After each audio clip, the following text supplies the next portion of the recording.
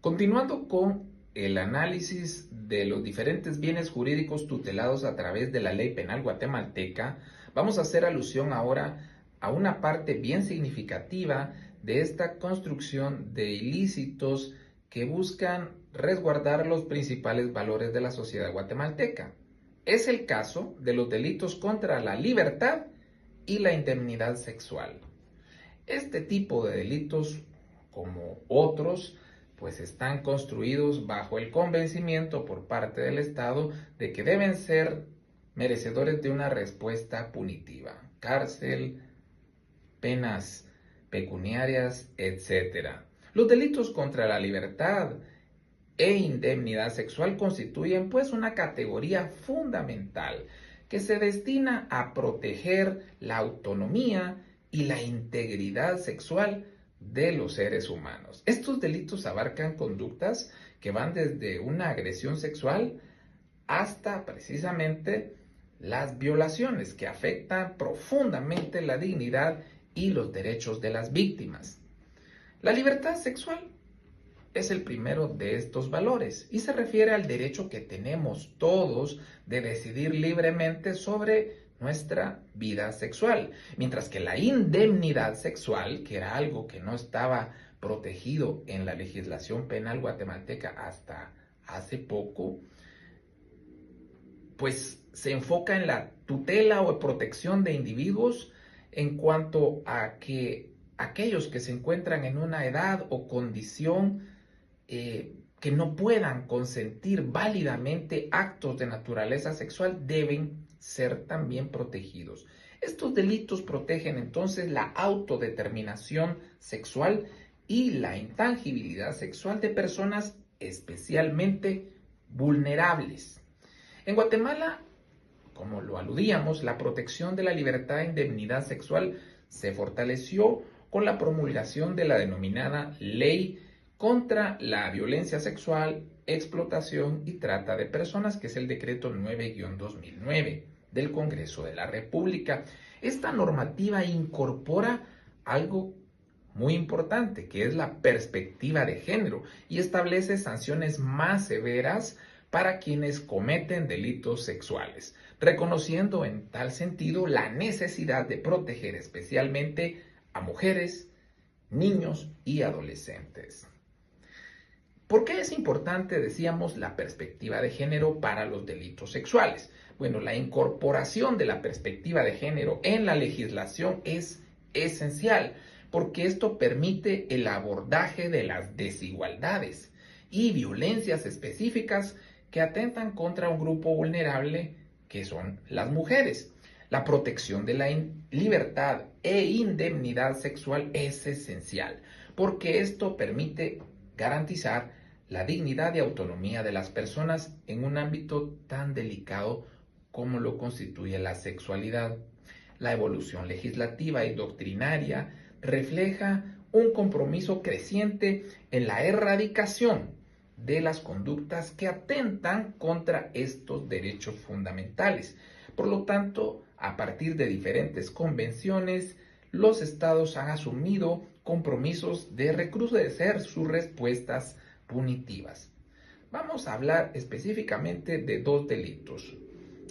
El primero de ellos tiene que ver precisamente con el delito de violación, que es el delito más común que se tutela o que se incluye, mejor dicho, dentro de las legislaciones penales. El artículo 173 del Código Penal guatemalteco establece que con violencia física o psicológica tenga acceso carnal o vaginal, anal o bucal con otra persona o le introduzca parte del cuerpo u objetos por cualquiera de las vías señaladas u obligue a otra persona a introducírselos a sí misma, será sancionado con una prisión que va de 8 a 12 años.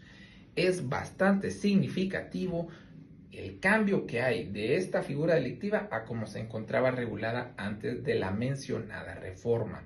Entonces también se incluye dentro del artículo 173 que siempre se comete este delito cuando la víctima sea una persona menor de 14 años de edad o cuando se trate de una persona con incapacidad volitiva o cognitiva, aún y cuando no medie violencia física o psicológica.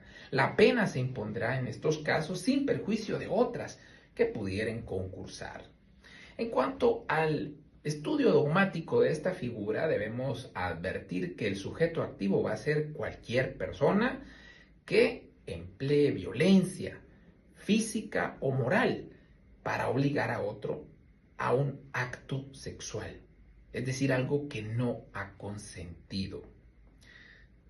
Al respecto, también es menester hablar de lo que es el sujeto pasivo, que obviamente va a ser la víctima, la persona que sufre esta afectación a su libertad sexual.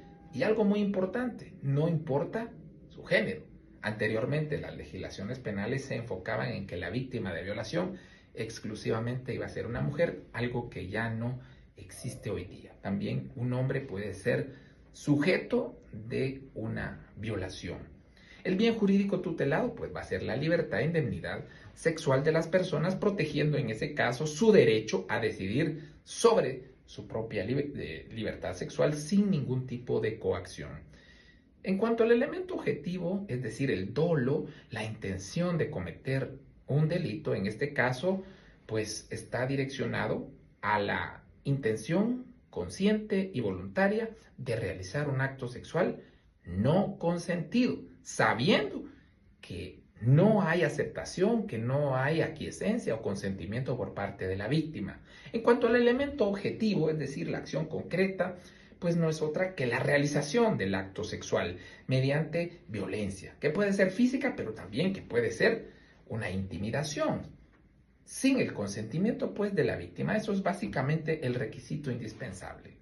El otro delito emblemático de este segmento de las leyes penales es el de agresión sexual. En Guatemala está regulado en el artículo 173 bis del Código Penal y se establece que lo comete quien con violencia física o psicológica realice actos con fines sexuales o eróticos a otra persona, al agresor o incluso a sí misma, siempre que no constituya un delito de violación. Esto va a ser sancionado con una pena de 5 a 8 años y siempre se va a cometer al igual que el delito de violación, aunque no medie violencia, pero si se trata de un menor de 14 años de edad o bien se trate de una persona con incapacidades volitivas o cognitivas. Este delito entonces se complementa con la protección que brinda a la sociedad el delito de violación. En este caso estamos pues ante un delito que va a atentar contra la libertad, la indemnidad sexual de la víctima y obviamente se va a castigar la falta de un consentimiento. Siendo un sujeto activo, pues cualquier persona que vaya a cometer este acto. No se requiere una característica especial del autor.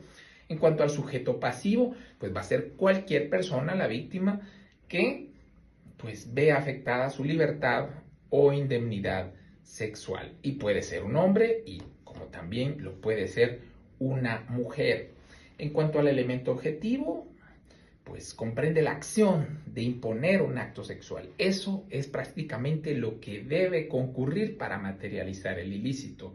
Pero la intencionalidad, es decir, el elemento subjetivo, es la voluntad que tiene que ser consciente, algo deliberado de atentar contra esa libertad a través de la realización de un acto sexual sin consentimiento.